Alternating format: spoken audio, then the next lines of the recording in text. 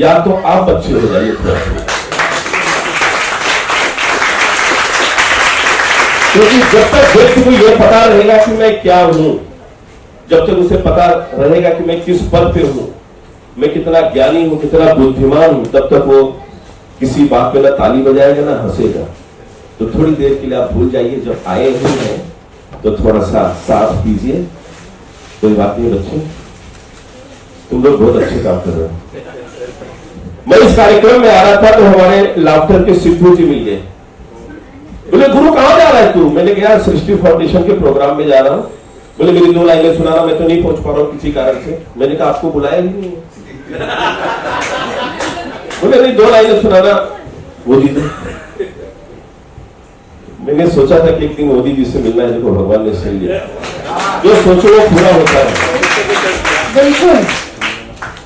तो मैंने सिद्धू जी क्या बोले, थोड़ा मस्ती में आइए, और मैं जितनी भी देर खड़ा रहूंगा मैं चाहूंगा कि कुछ अच्छी बातें भी करूंगा लेकिन हंसाऊंगा भी, क्योंकि मेरा स्वभाव है वो। सिद्धू जी मेरे गुरु, जो घर से निकला हो बीवी की डांट खाकर, उसे चाह कर भी कोई कुछ खिला नहीं सकता, और जिसने पिया है चाय के बाद कॉफी, उसे भी कोई छाछ लस्सी पिला नहीं सकता। और पूरे मुंबई में हो कितने भी फाउंडेशन, लेकिन अपने सृष्टि फाउंडेशन को कोई हिला नहीं सकता। अपने तरीके से बात करते हैं, ज्यादा लोगों टेंशन वाली बात नहीं है। लोग विपिन भैया बोल रहे हैं आए नहीं, कुर्सियां तो सब भरी हैं, और जो खाली कुर्सियां उसमें वो विशिष्ट अतिथि हैं जिन्हें समय ही नहीं मिला, वो कभी भी आ सकते हैं। इसलिए खाली कुर्सियों को विशेष प्रणाम कर रहा हूं। जिस देश में कुर्सियों की इतनी मारा मारी है और उतनी खाली कुर्सियां देख के अच्छा लग रहा है। बच्चे कितने होशियार हो गए। एक बच्चे से सर बोले बेटा गाय का दूध पिया करो, गाय का दूध पीने से दिमाग एकदम तेज होता है, ब्राइट होता है। बच्चों वाला दिमाग मत चेक करो, गाय का दूध पीने से दिमाग तेज होता है तो बछड़ा प्रिंसिपल होता है। खतरनाक बच्चे, आजकल बच्चे पैदा नहीं हो रहे, सीधा बाप पैदा हो रहे हैं। एक बच्चे को सर बोले बेटे बताओ इस अंडे में से मुर्गी का बच्चा बाहर कैसे आता? लड़का टैलेंटेड बोला सर बताओ अंडे में घुसता कैसे हो?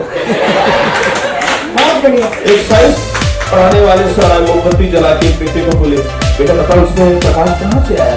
लड़के ने बोला सर कम हुआ था, नजदीक उसमें जोर से फूका मोमबत्ती बुझ गई। लड़का बोला सर बताओ प्रकाश गया किधर? तो कितने खतरनाक डेंजर बच्चों के बारे में क्या कहें। अच्छा लग रहा है आप लोग साथ दे रहे हैं, और ये बच्चे बड़े होशियार है, सब समझते हैं, इनको समझाने की जरूरत नहीं है जी, और आपको भी समझाने की जरूरत नहीं है। आज बड़ा अच्छा कार्यक्रम है। विपिन भाई को मैं बहुत पहले से जान रहा हूँ और हमेशा जुझारू व्यक्ति तो हमेशा लगे रहते हुए भाई की ये 2 लाइन कहना चाहूंगा कि कश्ती में पूरा देश व्यतीत है, कोटि देशवासी दुखी है। सभी पीड़ित परिवार के इस दुख में पूरा देश करगिल से कन्याकुमारी तक हमारा दुख एक जैसा, हमारा आक्रोश एक जैसा है। इन आतंकियों ने सिर्फ निहत्थे पर्यटकों पर हमला नहीं किया है, देश के दुश्मनों ने भारत के आत्मा के ऊपर हमला करने का दुस्साहस किया है।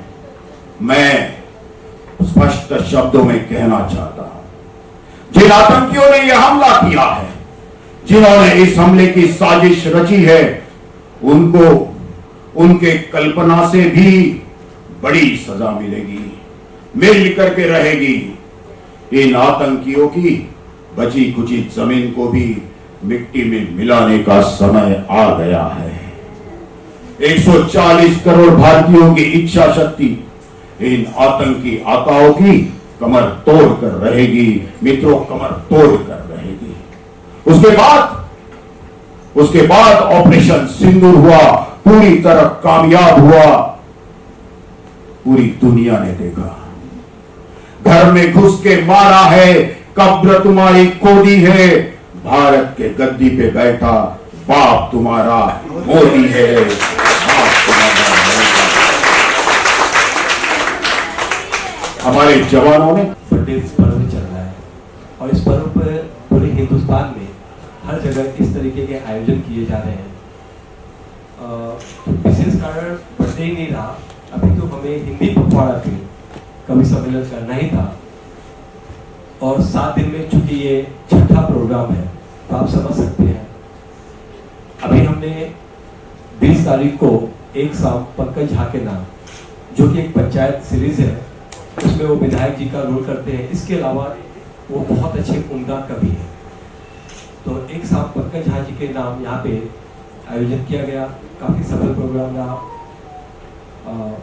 ये बात साझा करते हुए मुझे यही समझ में आ रहा है कि धनपत जी मुझे हल्के में मत लीजिए, धनपत जी मुझे हल्के में मत लीजिए, क्योंकि मैं खुद ही बहुत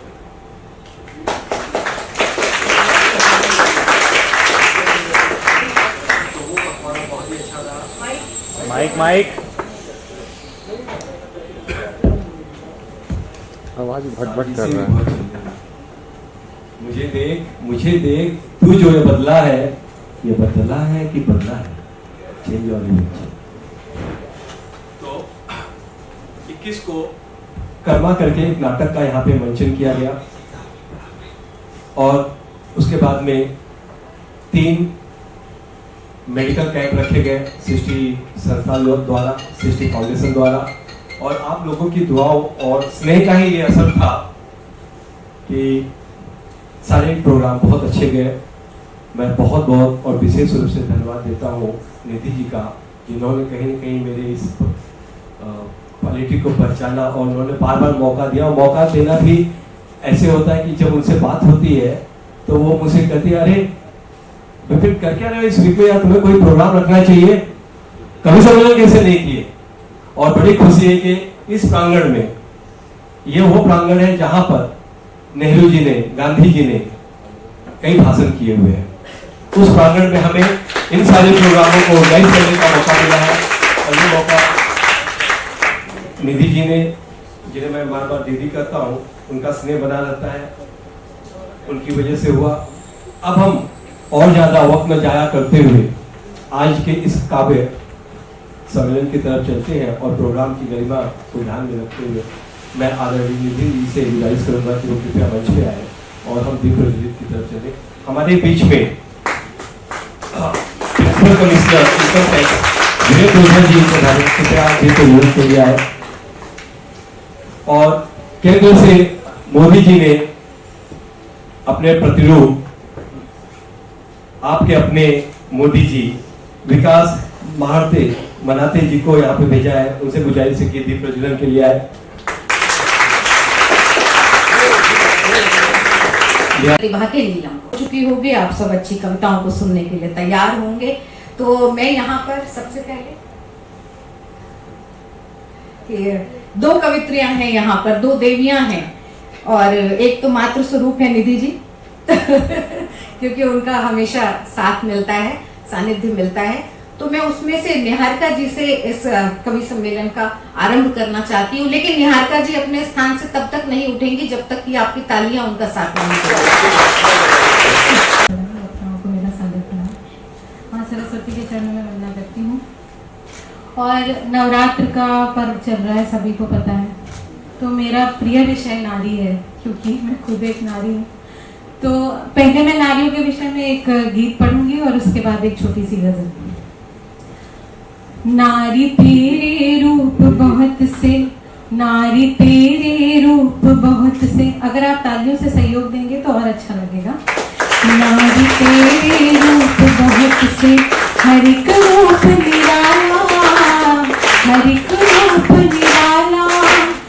तेरे रूप में धरती पे बसता है ऊपर वाला, तेरे रूप में धरती पे बसता है ऊपर वाला। नारी तेरे रूप बहुत से। और नारी के कितने स्वरूप हैं जो हमारे सामाजिक जीवन में हम देखते हैं।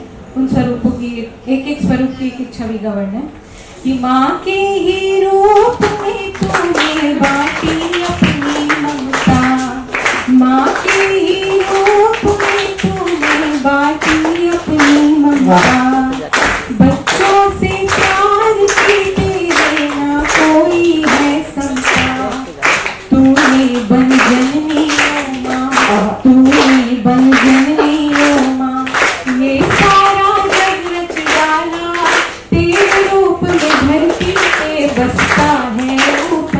वाह, बहुत खूब।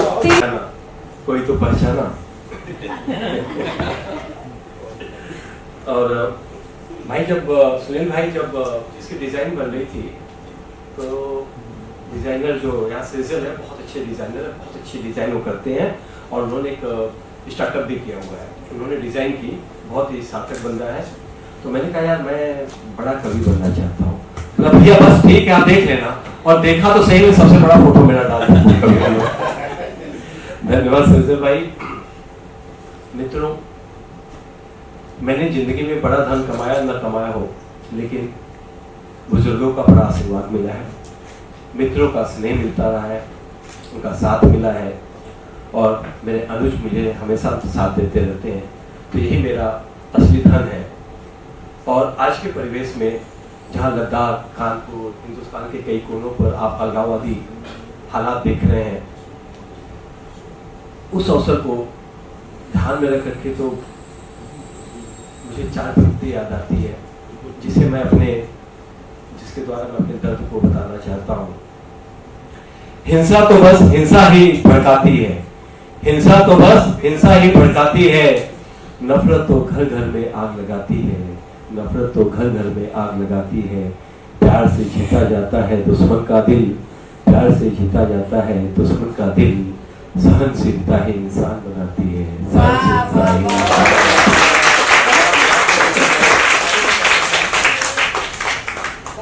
मनुष्य तन हमने पाया है। बहुत अच्छा जिंदगी ईश्वर ने हमें दी है, जिसके लिए हम उन्हें बार बार साधुवाद करें, हम अपने इस जीवन को सार्थक बनाएं। इसीलिए मुझे लगता है कि ईश्वर ने हमें मौका दिया। हमारे बीच में बड़े फेमस तनवीर गाजी जी, बहुत ही फेमस लिरिक्स है, इनकी तारीफ स्वयं अमिताभ बच्चन जी करते हैं। तनवीर गाजी जी आपका स्वागत है। मित्रों, जैसा मैं कह रहा था, मेरे सहपाठियों, मेरे बाल मित्र भी यहाँ पे आए हुए, धनपत जी धन्यवाद।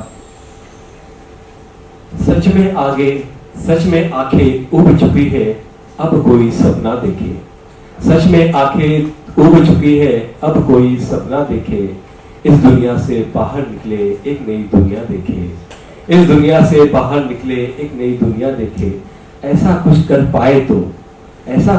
पाए तो फिर हम भी अच्छे हो जाए, सबसे कुछ अच्छा सीखे और सब में कुछ अच्छा देखे, सबसे कुछ अच्छा सीखे और सब में कुछ अच्छा देखे। आजकल कल ही टीवी पे देख रहे थे, आप लोग भी कई दिनों से देख रहे होंगे कि पूरे देश में प्राकृतिक आपदाएं बनी हुई है। हम एक तरफ प्राकृतिक आपदा को देख रहे हैं और कई बार सोचते हैं प्रधानमंत्री के दर्द को कि वो व्यक्ति कितने फ्रंट पे कैसे लड़ रहा है, और हम अलगाववादी विचारधारा के साथ में कहीं लद्दाख में, कहीं कानपुर में, देश के अलग अलग कोने में अलगाववादी विचारधारा के साथ में आपस में लड़ रहे हैं। हिंदू मुस्लिम आरक्षण, भाषा, प्रदेशवाद, इस दर्द को महसूस करते हुए मेरे दिल में यही आ रहा है कि प्यार के बदले सभी को दिया, प्यार के बदले प्यार सभी को दिया करो, प्यार के बदले प्यार सभी को दिया करो, अच्छा सोचो अच्छी बातें किया करो, अच्छा सोचो अच्छी बातें किया करो। जीवन में फिर खुशहाली भर जाएगी, जीवन में फिर खुशहाली बढ़ जाएगी। दिल में एक जज्बे को लेकर जिया करो, दिल में एक जज्बे को लेकर जिया।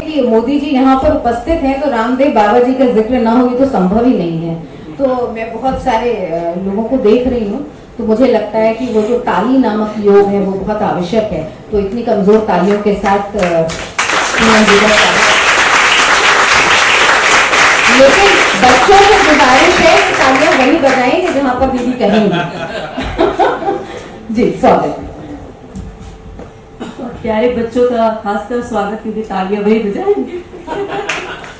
मंच को नमन और मोदी जी कुछ शेर सुनिए कि फूल खुशबू रंग की बातें करो, फूल खुशबू रंग की बातें करो, करनी है तो ढंग की बातें करो। अच्छा है। हाल बतलाना जहां का बाद में, हाल बतलाना जहां का बाद में, पहले अपने संग की बातें करो।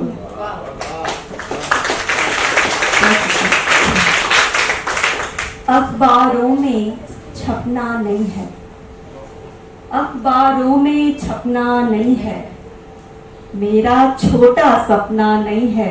अच्छा है। अखबारों में छपना नहीं है, मेरा छोटा सपना नहीं है। एक तो उससे दूरी भी है, एक तो उससे दूरी भी है, ऊपर से वो अपना नहीं है।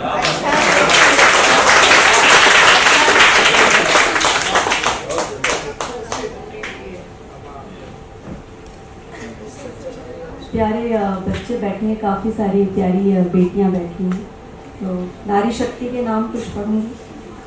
सुनिए कि कौतूहल स्वीकार करूंगी, कौतूहल स्वीकार कर। एक भारी भीड़ रहती होगी, लेकिन ऐसा है नहीं।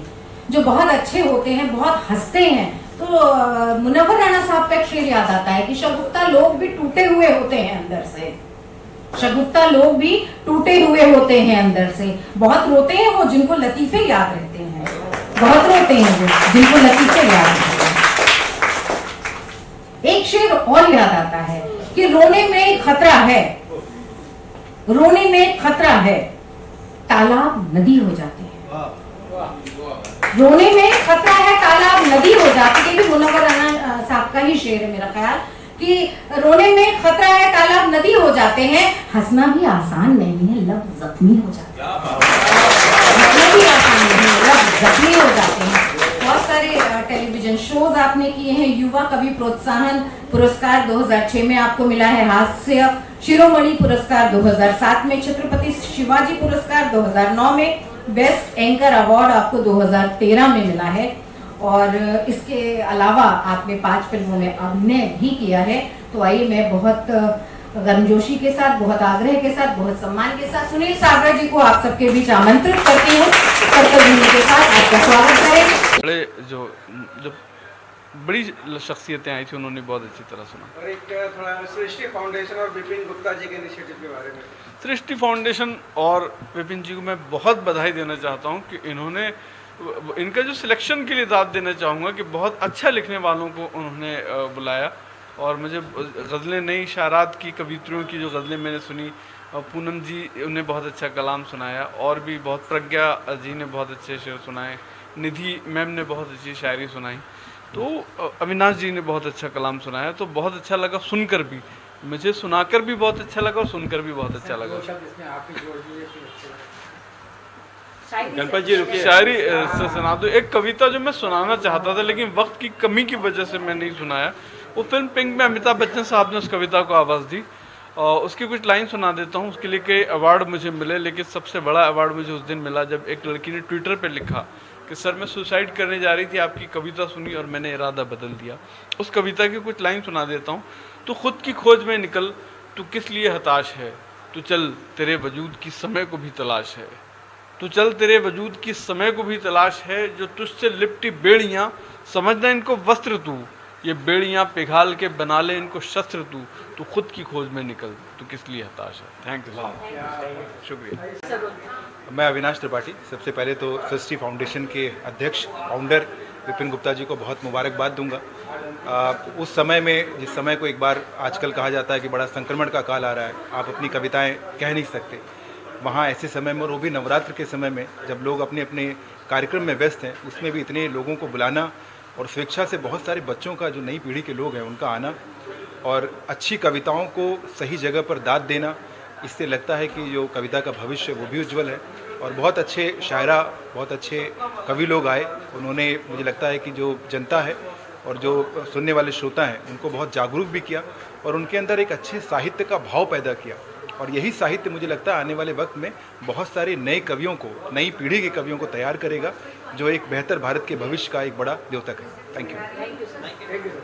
सृष्टि फाउंडेशन के द्वारा आयोजित इस काव्य सम्मेलन में आकर मुझे बड़ा अच्छा लग रहा है। मैं सुनील सांवरा, स्टैंड अप कॉमेडियन।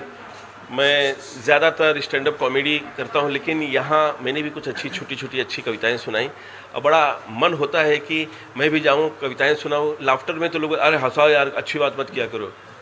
तो यहाँ पर अच्छी बात करने का भी मौका मिला और लोगों को हंसते देख मुझे भी बहुत अच्छा लगा। मीडिया वाले भी हंस रहे हैं। ये देखो मोबाइल गिर गया फिर भी हंसेंगी मैडम, क्योंकि मीडिया सामने है। बाद में जो दुख होगा वो बात अलग है। अगर iPhone 17 है तो बड़ा दुख होगा।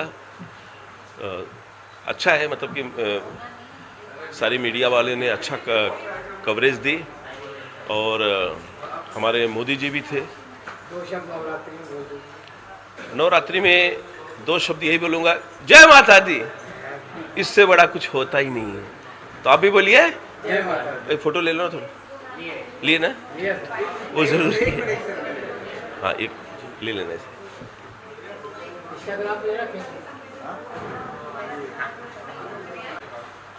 सबसे पहले तो सृष्टि फाउंडेशन को बहुत सारी बधाई आज के आयोजन के लिए। और मैं पहली बार आई हूँ, पर बहुत ही खूबसूरत प्रोग्राम लगा मुझे आज का।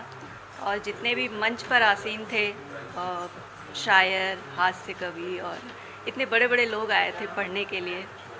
इतने गुणी जन जिनका हमने नाम सिर्फ सुना था, बस सामने से उनको पढ़ते हुए देखा। बहुत खूबसूरत प्रोग्राम, बहुत यादगार प्रोग्राम रहेगा मेरे लिए। और मैं एक बार फिर से बहुत सारी बधाई देती हूँ और ये उम्मीद करती हूँ कि आगे भी और भी खूबसूरत प्रोग्राम सृष्टि फाउंडेशन की तरफ से होता रहे। बहुत शुक्रिया। और आपका इंट्रोडक्शन फाउंडेशन? मैं हिंदी पखवाड़े के कार्यक्रमों की श्रृंखला में आयोजित अच्छा, हिंदी पखवाड़े के कार्यक्रमों की श्रृंखला में आयोजित ये कवि सम्मेलन बहुत अच्छा रहा। और मैं चाहती हूँ, कहना यही चाहती हूँ कि हिंदी पखवाड़े के मोहताज ना रहें इस तरह के कार्यक्रम। ये साल भर हों और हिंदी जिन प्रांतों राज्यों के पास अपनी कोई भाषा नहीं है, उन राज्यों की भाषा है हिंदी। हर राज्य की अपनी एक भाषा है, लेकिन हिंदी कई राज्यों की भाषा है, पुल का काम करती है। उसी तरह कविता भी जोड़ने का काम करती है। तो ऐसे अच्छे सार्थक सात्विक कवि सम्मेलन, अच्छी कविताएं लोगों तक पहुंचती रहे। और मेरा मानना है कि जब तक अच्छा सुनने वाले लोग हैं, अच्छी कविताएं जीवित रहेंगी ही रहेंगी। उनका भविष्य सुखद है। और इस सुखद सुंदर कार्यक्रम के लिए मैं सृष्टि फाउंडेशन के संस्थापक विपिन गुप्ता जी को हार्दिक धन्यवाद देती हूँ और बहुत शुभकामनाएं देती हूँ। और मीडिया का भी आभार व्यक्त करती हूँ कि कीमती समय से निकालकर आपने समय यहाँ पर इसको कवरेज किया। थैंक यू, शुक्रिया। सृष्टि फाउंडेशन द्वारा आयोजित आज का जो काव्यांजलि समारोह था वो बहुत ही सफल आयोजन रहा। और यहाँ पर आना मेरा सौभाग्य है। महिलाओं के विषय में जो चर्चा हुई, उनकी उन्नति के विषय में जो चर्चा हुई और जो सामाजिक बातें हुई, उन सब से हमारे समाज को भी बहुत कुछ सीखने को मिलेगा। और कवियों से भी हमारे समाज को सीखने को मिलेगा कि आगे के जो हमारी युवा पीढ़ी है उसे काव्य में और साहित्य में कैसे जानना चाहिए, उसकी प्रेरणा यहाँ से मिलेगी। बहुत बहुत धन्यवाद। कवि सम्मेलन के बारे में आप क्या कहना चाहेंगे सर? आज के कवि सम्मेलन में कविताओं के माध्यम से भी और बहुत से जो सम्मान्यगण आए हुए थे, उन्हों के द्वारा भी जो चीज़ें बताई गई है उसका बहुत ही शानदार उद्देश्य रहा कि आज देश और समाज में जो चल रहा है उसके बारे में सभी को ही विचार करना बहुत ज़रूरी है। आज के हालात में प्यार, मोहब्बत, सारी चीज़ों के बारे में जो कविता के माध्यम से बड़े सरल तरीके से जो बताया गया है कि धन माया कमा करके रख देना ये कोई काम नहीं आता है। साथ में चलता है इंसान कैसा है और वो इंसान को बनना कैसा है। अगर अच्छा इंसान बनेगा तो समाज के हित में अच्छा उपदेश देगा, देश के बारे में अच्छा सोचेगा, देश के बारे में अच्छा करेगा। और आज को हर इंसान के बारे में बहुत बड़ी जवाबदारी आ जाती है कि अन्याय होता हुआ देखते रहता है इंसान, और पढ़े लिखे अच्छे अच्छे लोग जो हैं उस अन्याय का जो विरोध नहीं करते हैं। ये बड़ी दुखद बात है कि उसे विरोध करना ही चाहिए। आज भगत सिंह जैसे लोग अगर वो अन्याय के खिलाफ अगर खड़े हुए तो इसीलिए खड़े हुए थे। तो बहुत प्यारी कविताओं के माध्यम से जो चीज़ें का मैसेज दिया गया है वो बहुत अच्छा मैसेज है। और सबसे पहले मैं विपिन को भी बहुत बहुत धन्यवाद दूंगा कि उसने बहुत ही शानदार तरीके से इस प्रोग्राम को ऑर्गेनाइज किया है, उसके लिए बहुत बहुत नहीं ना, देखा फूल तो यार, आप तो ऐसे ही फूल हो। बोलिए आज के इस कार्यक्रम। आज सृष्टि फाउंडेशन द्वारा काव्यांजलि का आयोजन किया गया। इसका बेसिक उद्देश्य अच्छे कवि और उसके साथ साथ में एक प्रशासनिक अधिकारी जो प्रशासन के अलावा एक अच्छा कवि का दिल रखता है, ऐसे लोगों को हमने अलग अलग क्षेत्रों के लोगों को और बच्चों को, छात्रों को और यंग क्राउड को एक साथ में एक प्लेटफॉर्म पर लाने का प्रयास किया है, ताकि वो पीढ़ी जो रैप में जीती है, वो पीढ़ी जो OTT पे 2020 के हिसाब से OTT पे सीरियल दिखती है, वो कवि सम्मेलन में भी जाए, लोगों की संवेदनाओं को सुने और उससे डायरेक्ट जुड़े। उसका एक प्रयास किया गया जो कि काफ़ी सफल रहा। और आपको ये जान के आश्चर्य होगा कि 6-7 दिनों में ये लगातार छठा प्रोग्राम था। इससे पहले यहाँ कालबा देवी में मेडिकल कैंप किया गया, मीरा भाईंदर में मेडिकल कैंप किया गया, टोटल 3 मेडिकल कैंप हो गए। एक शाम पंकज झा के नाम वो एक इंटेलेक्चुअल प्रोग्राम हुआ, लोगों के बीच में क्वेश्चन का आदान प्रदान हुआ। लोगों ने जाना कि एक जो कलाकार है वो कैसे एक नॉर्मल ऑर्डिनरी व्यक्ति की तरह जीता है। उसके बाद में एक मंचन किया गया है नाटक का, जिसका नाम था कर्मा, जो सास बहू के रिलेशनशिप को, बेटे माँ के रिलेशनशिप को, वृद्धाश्रम से लेकर के जो सारे कर्मक है उसका फल प्रतिबिंबित किया। और यहाँ से बहुत अच्छा मैसेज गया, लोग काफ़ी कुछ खुश थे कि यहाँ हम आए और कुछ लेके जा रहे हैं। और आज छठे प्रोग्राम के रूप में यहाँ काव्यांजलि का आयोजन किया गया, जिसमें बहुत ही अच्छे अच्छे कवि हिंदुस्तान के अलग अलग कोने से आए। और इसकी खूबसूरती रही कि IS निधि चौधरी जी ने भी अपना कविता पाठ किया। और इसी तरीके से हम ढेर सारे प्रोग्राम करते रहेंगे। अब आने वाले दिनों में हम एक ओपन माइक कर रहे हैं, जो हर महीने नए प्रतिभा को के बीच में कंपटीशन कराते हुए जो फर्स्ट, सेकंड, थर्ड आएंगे, उनको ऐसे बड़े प्लेटफॉर्म पे मौका दिया जाएगा कि वे बड़े कवियों के साथ में अपनी कविता का पाठ करें। ये निरंतर प्रयास अलग अलग प्रतिभाओं को जोड़ने का किया जाएगा। Thank you.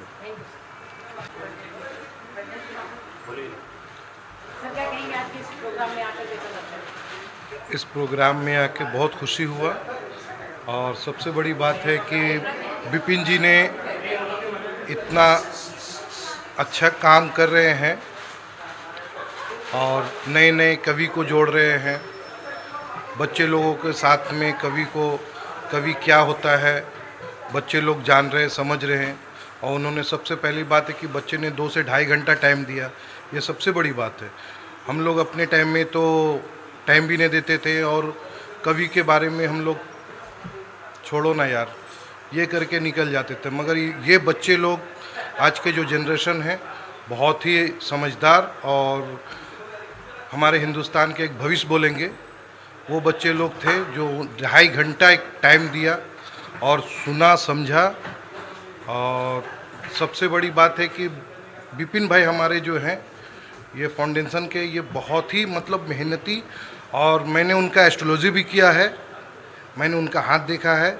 वो बहुत आगे जाने वाले हैं, क्योंकि उनकी एक बहुत समझदारी और बहुत कुछ है कि वो लोगों को समझते हैं, लोगों के पास बैठते हैं।